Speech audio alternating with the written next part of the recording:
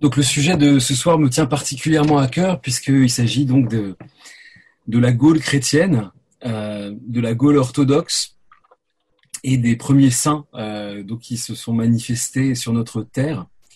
Donc une très ancienne terre de chrétienté.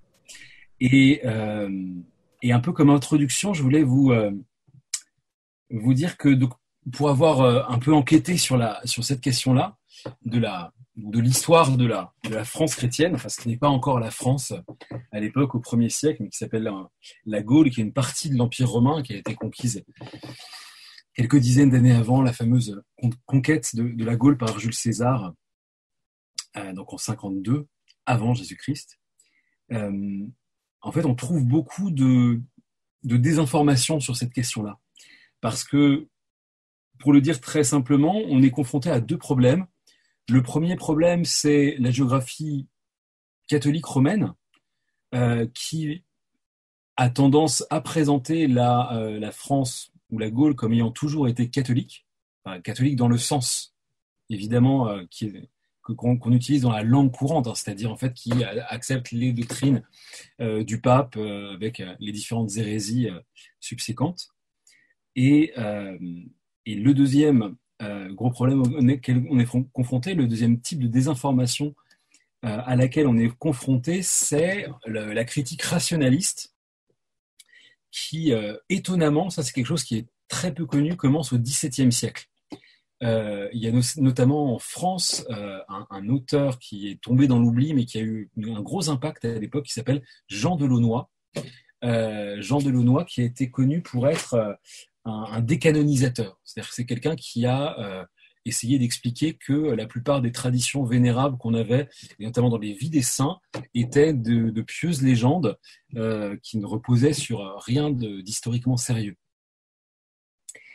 Donc c'est tout ce contexte en fait au XVIIe siècle avec le cartésianisme, on peut dire, dans le sillage de la contre-réforme, hein, parce que pour répondre finalement aux objections des réformés qui considéraient qu'il y avait énormément de superstitions qui avaient été amenées dans le romanisme, enfin le papisme de l'époque. Le papisme, comme disent les protestants, c'est vrai que ça a l'air très péjoratif quand on le dit comme ça, mais c'est la manière la plus simple de le dire. Voilà, ceux qui suivent les doctrines des papes, en tout cas après le schisme, et c'est vrai qu'il y avait un certain nombre de superstitions et de supercheries, notamment concernant les indulgences, le trafic des indulgences, etc. Mais pour autant, voilà, il y avait aussi énormément de traditions tout à fait authentiques et vénérables. Et comme le dit l'expression familière, à ce moment-là, on a un peu jeté le bébé avec l'eau du bain. Et il y a notamment les frères mauristes qui ont fait une révision d'un certain nombre de vies de saints justement sur une base rationaliste. À leur décharge, à l'époque, on est au XVIIe siècle encore, et par définition, il n'y a pas encore eu l'abbé Migne qui n'apparaît qu'au XIXe siècle, c'est-à-dire que on n'a pas encore les œuvres complètes des pères. C'est-à-dire qu'il faut bien se rendre compte, et ça c'est vrai que c'est quelque chose à quoi on ne pense pas nécessairement, c'est-à-dire que jusqu'au XIXe siècle, jusqu'à ce que l'abbé Migne entreprenne ce travail colossal qui fait encore référence, hein, même en Grèce, j'avais été surpris de voir voilà, dans la bibliothèque d'un évêque ancien calendariste orthodoxe grec, les éditions, enfin le fac-similé des éditions de la patrologie grecque de l'abbé Migne. On n'a pas fait d'édition plus complète à ce jour encore et plus précise de l'intégralité des textes anciens des pères. Donc on avait moins de connaissances des textes patristiques et donc on pouvait penser que tel ou tel élément de la vie des saints ou tel élément de chronologie ecclésiastique, puisque aujourd'hui c'est surtout la question de la chronologie ecclésiastique qui va nous intéresser. On pouvait croire que c'était pas très assuré, et en fait, maintenant qu'on a des sources plus nombreuses, on se rend compte que ce qui pouvait paraître ne pas être très assuré, en fait l'était beaucoup. En réalité, la première fois qu'on entend parler dans l'Église de la conversion de la Gaule, ou des Gaules, puisqu'on utilise souvent le pluriel, parce qu'à l'époque, on parle d'une Gaule narbonnaise. Donc la première fois qu'on entend parler de l'évangélisation des Gaules, au pluriel, c'est dans l'Écriture sainte. C'est deuxième épître à Timothée, écrit donc par le saint apôtre Paul. Donc, il écrit à Timothée: hâte-toi de venir me rejoindre au plus vite, car Démas m'a abandonné par amour du monde présent. Il est parti pour Thessalonique, Crescent pour la Galatie, Tite pour la Dalmatie. Donc saint Paul fait part de sa solitude, il demande à Timothée de venir le rejoindre, mais ce qu'explique notamment saint Jérôme, qui est quand même une autorité dans l'explication des textes sacrés, c'est que ici la Galatie, c'est synonyme de Gaule. Crescent est parti pour évangéliser la Gaule. C'est tout à fait normal, c'est la province à l'époque, non seulement une grande province de l'Empire romain, mais l'une des plus riches et des plus prospères. C'était le grenier de l'Empire romain, notamment son agriculture était florissante. Et donc il est tout à fait logique qu'à partir du moment où les apôtres et leurs successeurs partent aux quatre coins de l'Empire pour évangéliser, eh bien, ils aillent aussi en Gaule, ce qui nous est confirmé par énormément de textes, d'autres textes anciens, comme par exemple dans Saint Justin martyr, Saint Justin le philosophe, donc dans les années 140, au tout début du IIe siècle, il écrit dans le dialogue avec le juif Tryphon, il écrit que le christianisme s'est dispersé, s'est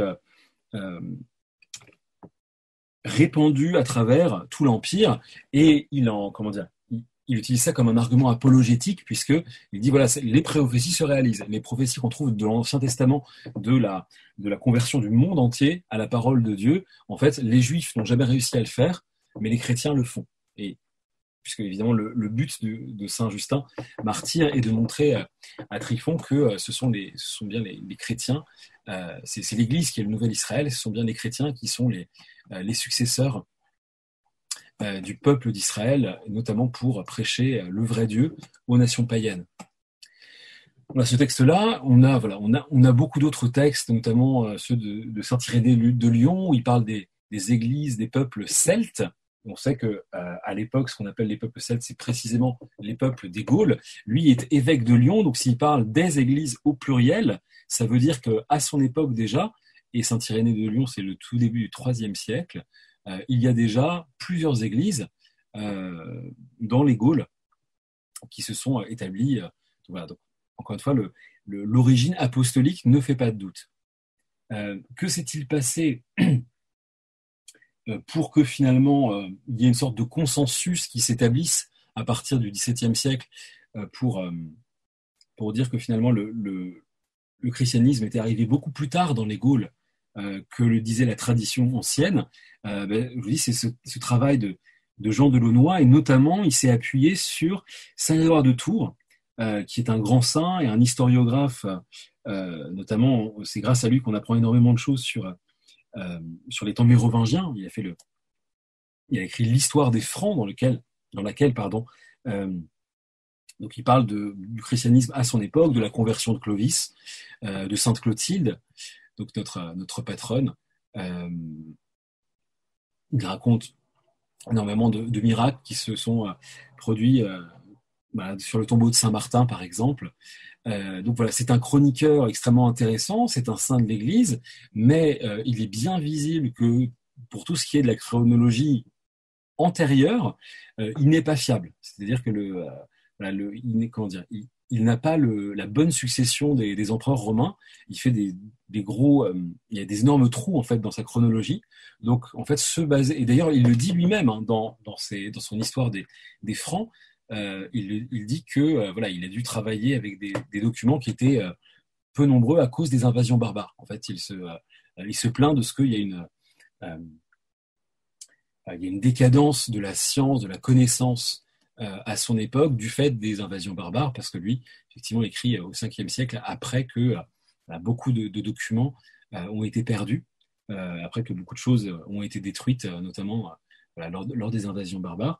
Et donc, c'est un écrivain tout à fait vénérable, mais pour autant, sa chronologie n'est pas très fiable, alors que là, on a un témoignage qui est beaucoup plus, beaucoup plus solide, qui est donc celui de l'apôtre Paul. Et d'ailleurs, on voit ça quand on consulte les martyrologes latin, enfin, martyrologe, c'est le terme dans la tradition latine de ce qu'on appelle dans la tradition grecque le synaxaire, c'est-à-dire la vie des saints.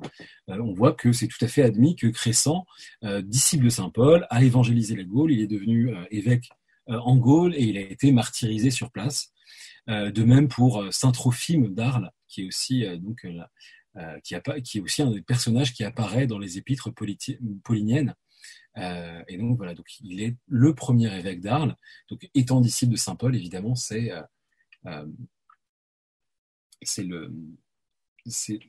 bien sûr le premier siècle de l'ère chrétienne. Il y a aussi le même Jean de Launois qui a remis donc en question l'authenticité de ces témoignages très anciens sur l'établissement du christianisme dès le 1er siècle. En fait, il s'est attaqué en particulier à deux monuments de la piété gauloise, de la piété française. C'est la présence de Saint Lazare, Marthe et Marie sur le sol gaulois. Et deuxième chose, de l'identification de Saint Denis, le premier évêque de Paris, avec Saint Denis l'Aréopagite, qui lui aussi apparaît dans les Actes des Apôtres, cette fois, où on nous dit que justement il est l'un des Athéniens qui a été converti lorsque Saint Paul a fait son discours sur l'Aréopage d'Athènes, et que voilà, il a été lui aussi missionné, il a été envoyé. La tradition nous dit par Saint Pierre à l'époque, il a été envoyé donc comme évêque missionnaire en Gaule. Il s'en prend donc Jean de Launois à ces deux vies de saints, en montrant justement, en brandissant Grégoire de Tours, en disant ce n'est pas compatible, ce n'est pas cohérent, il faut que ce soit un autre Denis, il faut que cette histoire de Marie-Madeleine, de Marthe et de Lazare soit une pieuse légende, soit apocryphe, on n'a pas de traces, etc. Or, en fait, on se rend compte que il y a des textes extrêmement anciens qui en parlent, que c'est vraiment une tradition constante et non pas du tout, comme il le dit parfois, notamment concernant Saint-Denis, une invention de l'abbé Hincmar de Reims ou encore Alcuin.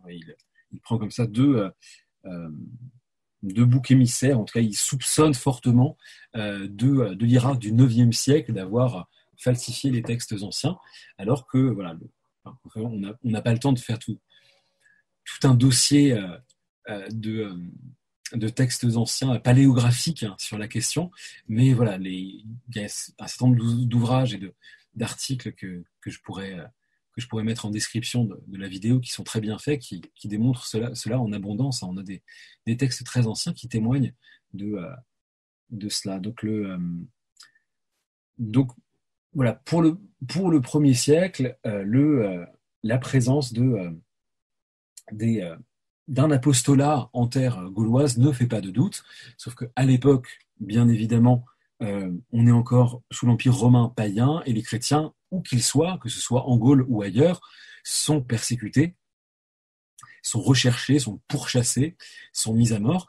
Et donc, il est tout à fait logique, il est tout à fait normal que nos premiers saints soient précisément de saints martyrs, justement de Saint-Denis, qu'on appelle céphalophore, dont on nous dit que une fois décapité, il a porté sa tête sur quelques kilomètres pour indiquer le lieu de sa sépulture. C'est quelque chose qui paraît absolument extraordinaire, mais qu'on retrouve dans plusieurs vies de saints.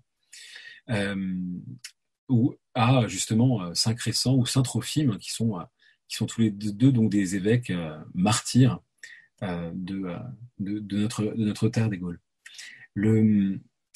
C'est particulièrement important justement parce que, comme le disait Tertullien, le sang des martyrs est la semence des chrétiens. Et nous avons cette grâce extraordinaire en tant que, en tout cas pour la plupart d'entre nous, que Français convertis à l'orthodoxie, d'être sur une des plus anciennes terres de chrétienté, et d'avoir justement de marcher chaque jour, que nous le sachions ou pas, que nous en soyons conscients ou non, sur une terre qui a été abreuvée, vivifiée, sanctifiée du sang des martyrs, et malgré les catastrophes épouvantables qui ont été d'abord la réforme. Parce qu'une chose je fais une parenthèse, mais une chose qu'on sait c'est peu, c'est que ce sont les réformateurs les premiers qui ont profané, brûlé, détruit volontairement des reliques sacrées, parce qu'ils considéraient le culte des reliques comme une superstition. Et donc, il y a énormément de reliques qui ont été détruites pendant les guerres de religion par les réformés. Donc les disciples de Luther et Calvin. Et il y a évidemment aussi la Révolution française, qui était plus profanatrice encore, complètement démoniaque, qui a elle aussi fait énormément de mal à tout ce trésor, à ce patrimoine extraordinaire qui était le nôtre. Mais malgré tout, grâce à la providence divine, malgré toutes ces destructions, la terre de France n'en reste pas moins sanctifiée et bénie justement par ces milliers, ces centaines de saints et de martyrs dont les reliques sont encore trouvables. Dans certaines. Il va sans dire qu'il y a énormément de toponymes, c'est-à-dire de lieux, de noms de villes ou de villages qui portent le nom de saints. Parfois, ils sont un petit peu déformés, on les reconnaît plus tellement, hein, mais le nombre de localités en France qui tirent leur nom de noms de saints est absolument extraordinaire. Et en général, si on cherche bien, si on mène son enquête, c'est un de mes buts justement à moyen terme, c'est de mener un petit peu jusqu'où je peux la mener, cette enquête sur les reliques qui sont encore dont on dispose encore, que ce soit à Paris ou partout ailleurs en France. Mais on est encore béni par toute cette présence justement de nos anciens saints. Et précisément, ça me permet d'amener la deuxième chose que je voulais développer dans cette introduction. Encore une fois, pour l'instant, on ne fait qu'introduire ce sujet passionnant des saints et des martyrs qui ont béni notre terre des Gaules, notre terre de France. C'est que justement, leur foi n'était pas celle de l'actuelle papauté, ni de la papauté médiévale, puisque quand on se demande quelle était la foi qui était confessée à l'époque des premiers siècles, une enquête honnête, rigoureuse et sérieuse aboutit à la conclusion que c'est ce qu'on appelle aujourd'hui la foi orthodoxe. La foi catholique de l'époque, catholique dans le sens étymologique, universel, était la foi orthodoxe, il n'y a pas de différence. À l'époque, on baptisait par triple immersion, on récitait le credo de Nicée et Constantinople, sans adjonction de filioque. On ne croyait pas à l'infaillibilité du pape, on ne croyait pas à l'Immaculée Conception de la Mère de Dieu, on ne croyait pas au purgatoire, on ne croyait pas aux indulgences données par la cour romaine. En fait, la foi de nos pères gaulois, de nos pères, puis ensuite des saints francs également, il ne faut pas opposer les uns aux autres. Il y a eu bien sûr une invasion franque, mais grâce justement à Sainte Clotilde, Clovis a été baptisé, Clovis a converti la peuplade conquérante des Francs, et donc à partir de ce moment-là, il y a eu une vraie, progressivement justement, une vraie unité qui s'est faite de ce peuple des Francs conquérants d'origine païenne et du substrat de la majorité justement de la population qui était donc gallo-romaine, c'est-à-dire celtique au départ, on va dire ethniquement celte, mais romanisé, c'est-à-dire que dans la plupart des endroits en Gaule déjà on parlait le latin, le roman à l'époque, c'est-à-dire un latin un peu plus populaire, mais dans la plupart des cas, les peuplades gallo-romaines avaient abandonné leur langue celte. Les langues celtes ne reviendront par la Bretagne qu'avec l'émigration d'orthodoxes celtes, mais qui, eux, n'avaient pas été romanisés, qui étaient ceux de la Grande-Bretagne, qui vont fuir justement d'autres envahisseurs, les anglo-saxons, pour se réfugier justement sur sur la péninsule de la petite Bretagne et qui vont y rapporter leur langue.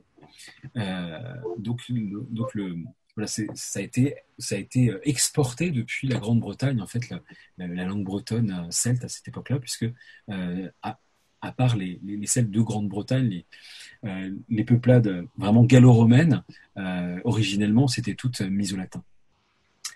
En tout cas, voilà, cette foi de nos pères, cette foi ancienne, n'a rien à voir absolument avec, enfin n'a rien à voir. Évidemment, il y a des points communs, mais en tout cas, elle est véritablement orthodoxe, absolument. C'est-à-dire que toutes les différences qui existent aujourd'hui entre la théologie du Vatican et celle de l'Église orthodoxe, à l'époque, n'existaient pas. Donc, le Clovis, lorsqu'il a été baptisé par triple immersion par Saint Rémy de Reims, confessait exactement la foi que nous continuons de confesser aujourd'hui, c'est-à-dire la foi en la Trinité, la foi en l'incarnation, le symbole donc de Nicée-Constantinople sans l'adjonction du Filioque. Il y avait les mêmes sacrements, évidemment, hein, qui sont toujours les nôtres. Ils croyaient à la présence réelle, évidemment, du Christ dans l'Eucharistie, etc. Ce qui est intéressant, c'est lorsqu'on lit des historiens qui ne sont pas extrêmement au courant de l'histoire religieuse et ecclésiastique, notamment, je pense, alors j'ai un doute sur son nom, mais je crois que c'est un historien qui a fait l'histoire universelle, quelque chose comme ça. Il décrivait en fait.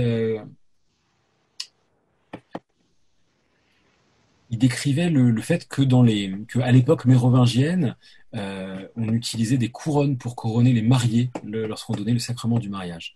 Ça m'avait fait sourire parce que cet auteur dont j'oublie le nom trouvait ça un peu particulier, se disait bon tiens c'est une coutume mérovingienne, sans se rendre compte que c'était une coutume assez généralisée dans l'Église ancienne et qui a été conservée aujourd'hui encore dans l'Église orthodoxe. Et des exemples de ce genre-là, il y en a énormément, notamment quand on regarde les monuments dits paléo-chrétiens ou dans les églises romanes, on a des baptistères très grands, souvent, parfois même qui sont construits en dehors de l'église elle-même, puisque si on fait le baptême en dehors de l'église avant d'introduire le nouveau baptisé dans l'église, justement pour recevoir le sacrement de la chrismation et ensuite assister à cette première liturgie communiée. On voit ça notamment en Italie, énormément de basiliques paléo-chrétiennes, des grands baptistères comme ça à l'extérieur. On en trouve également en France, qui montrent que le baptême, de la même manière, se faisait par triple immersion et absolument pas par aspersion, comme cela a été développé plus tard. Là, je suis en train d'étudier, j'ai trouvé un texte très ancien qui s'appelle l'Ordo Romanus Primus, qui est un texte latin qui décrit la messe pontificale qui avait cours alors le texte date du 9e siècle, mais sans doute les usages qui sont relatés sont plus anciens que ça, donc on peut imaginer que c'est la messe qui a été célébrée à Rome entre les années 600-700, et là encore une fois l'universitaire qui fait les commentaires s'étonne de ce que à l'époque c'est du pain levé, et donc il dit dis donc il faut vraiment pas être scrupuleux parce que le pain levé ça fait des miettes quoi, donc je sais pas comment ils s'en sortent. Bon, Dieu merci, on s'en sort toujours, j'espère en tout cas, et on célèbre toujours avec du pain levé. Certes ça fait des miettes, on est bien obligé de faire très très attention de ne pas laisser évidemment tomber, mais même ne pas laisser dans les linges sacrés, dans l'antimension qu'on met sur la table, de miettes du corps précieux du Christ, qu'on appelle les perles dans le petit jargon des prêtres. Il faut faire très attention à ne pas les laisser. Pour autant, c'est possible quand même. Donc voilà, donc tout, ce qui est intéressant, c'est de voir qu'il suffit de se pencher honnêtement sur les pratiques et les croyances de l'Église du premier millénaire et des premiers siècles pour se rendre compte que c'est véritablement l'Église orthodoxe qui est dans sa continuité complète, et que c'est bien sûr l'Église papiste qui a, elle, innové par la suite, justement, en ajoutant un certain nombre de croyances nouvelles ou en modifiant justement les façons de célébrer les sacrements, notamment justement avec du pain qui n'est plus du pain levé, du pain azime, avec le fait de ne plus communier justement les fidèles au corps et au sang du Seigneur, mais seulement au corps. Tout ça pour des raisons qui sont que beaucoup expliquent tout simplement pour des raisons pratiques. Hein, c'est plus simple d'administration, on va dire. En tout cas, voilà, clairement, la foi de nos ancêtres était la foi orthodoxe. Alors, juste une petite précision, justement, sémantique, c'est que donc nos premiers pères, nos premiers saints français, puis francs, mérovingiens, ont donc la foi orthodoxe. Et pour autant, à l'époque, l'adjectif qui est plutôt utilisé, justement, c'est catholicus parce que, mais dans le sens vraiment étymologique, c'est-à-dire le sens de universel. En fait, quand vous lisez dans un texte, par exemple, du 4e ou du 5e siècle, enfin, notamment à l'époque des chrysariennes, hein, si vous lisez dans Saint-Hilaire de Poitiers, par exemple, s'il utilise l'adjectif catholicus, c'est toujours pour se référer à l'orthodoxie de la foi trinitaire telle qu'elle a été définie au concile de Nicée. C'est ça qui, pour Saint-Hilaire, est catholique.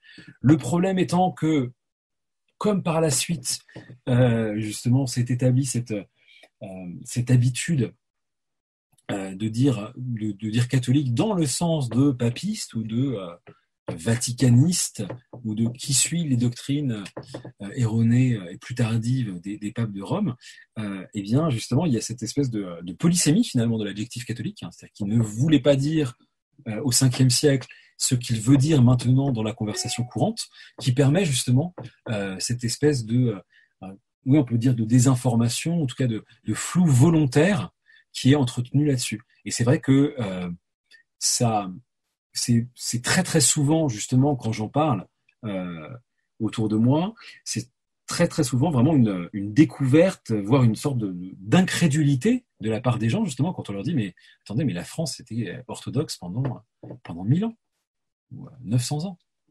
C'est la foi de nos pères. En tant que Français découvrant l'orthodoxie, redécouvrant l'orthodoxie, justement, on ne fait jamais que retourner à la foi de nos ancêtres et non pas adopter une foi nouvelle ou étrangère. On retourne simplement à la racine de la chrétienté. Et donc et ce qui est dommage, alors là c'est un autre aspect de la question, mais que je me dois d'évoquer, c'est qu'en fait comme l'orthodoxie est revenue en terre de France par les émigrés, d'abord des commerçants grecs qui sont installés à partir du XVIIe, XVIIIe siècle, mais surtout massivement après la tragédie. Donc je dis oui, avec le cataclysme de la révolution bolchevique, et donc ces centaines de milliers de Russes qui sont obligés de s'exiler. Voilà, c'est surtout en fait à partir des années 20 en fait que l'orthodoxie est revenue, est redevenue une réalité visible dans le paysage religieux français. Et ces Russes justement qui se sont installés en France, pour la plupart en fait avaient et c'est tout à fait légitime de leur part, n'avaient pas pour but de s'installer ici pour toujours, de faire souche en France, de s'intégrer à la population française. Ils avaient vraiment fui leur pays parce qu'ils savaient que s'ils restaient, ils seraient décimés par les bolcheviks, mais ils voulaient rentrer le plus vite possible si l'occasion s'en présentait. Ils ont prié pour la chute du régime athée, du régime sans Dieu.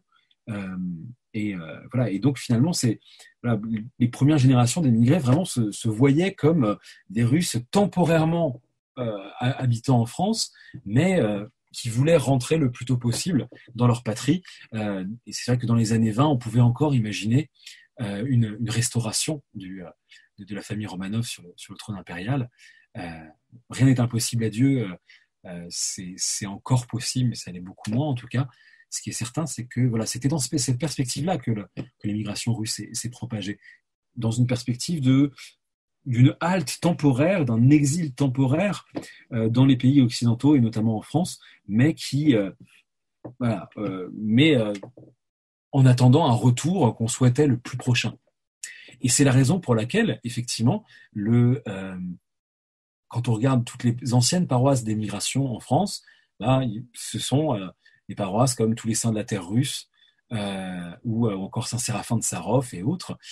On n'a jamais, les émigrés russes n'ont jamais, ou rarement en tout cas, sollicité les saints locaux, parce qu'encore une fois, leur but était de retourner en Russie le plus prochainement. Ce qui fait que dans le monde orthodoxe francophone, français en général, on a un peu oublié nos saints locaux, et la figure extraordinaire sous la protection de laquelle j'essaie de me mettre, bien que je sois très petit, très pécheur et très minable, évidemment, sous sa tutelle, c'est Saint Jean de Shanghai et de San Francisco, qui lui a tout de suite compris, puisqu'il l'a dit, Dieu a permis la révolution bolchevique pour d'abord punir les Russes de leurs péchés, mais deuxièmement pour que des Russes puissent apporter l'orthodoxie là où elle n'était pas connue, ou là redonner justement au peuple qui l'avait perdu. C'était vraiment sa conviction profonde que la Providence avait permis la révolution soviétique pour ces deux raisons-là. D'abord une sanction face justement à l'attiédissement de la foi, à l'attiédissement aussi de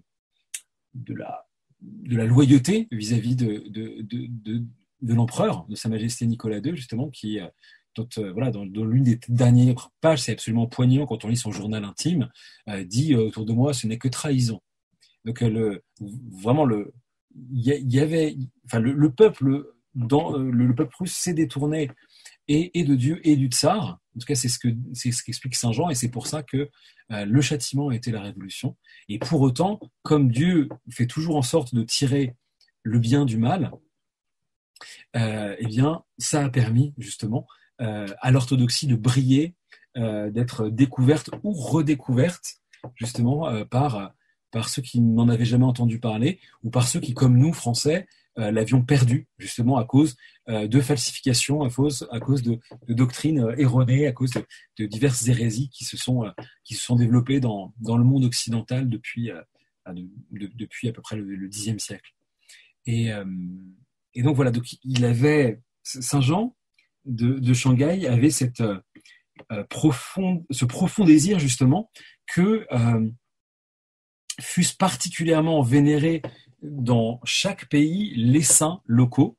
Il a fait en sorte d'ailleurs d'intégrer au calendrier de l'Église russe hors frontières, dont il était membre, un certain nombre de saints occidentaux qui étaient un peu oubliés, parfois des Français eux-mêmes, hein, parce que justement l'une des choses qui est absolument terrible, c'est que je ne sais pas si vous avez déjà remarqué ça, mais c'est une parenthèse terrifiante qui a à la fois trait à l'histoire des arts, à l'histoire religieuse, et même à l'histoire d'un remplacement finalement religieux.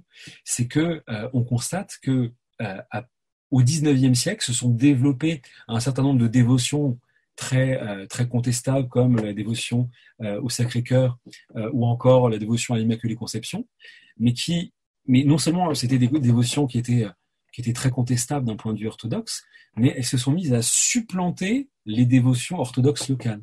C'est-à-dire qu'on a débaptisé des chapelles qui pouvaient s'appeler Saint-Martin pour les appeler Notre-Dame de l'Immaculée Conception. On a rangé au grenier ou mis de côté des reliquaires justement de saints martyrs comme très anciens et très vénérables et complètement orthodoxes.